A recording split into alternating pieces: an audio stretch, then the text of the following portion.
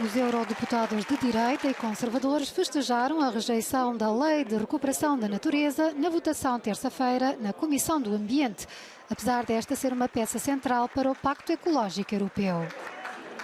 A bancada de centro-direita alega que a produção de alimentos seria prejudicada pela lei que visa inverter a perda de biodiversidade através da reabilitação de 20% das zonas terrestres e marítimas degradadas na União Europeia.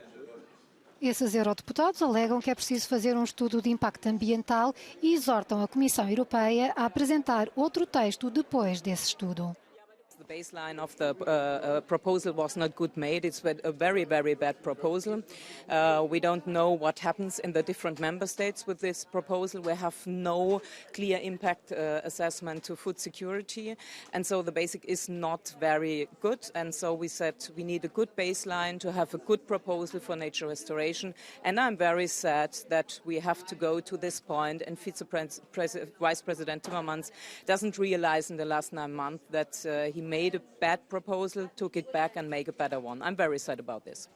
Apesar da lei não estabelecer novas áreas protegidas, os agricultores e pescadores do modelo mais intensivo receiam ter de reduzir a área produtiva e extrativa para permitir a recuperação dos ecossistemas naturais, tais como as florestas e os rios de curso livre.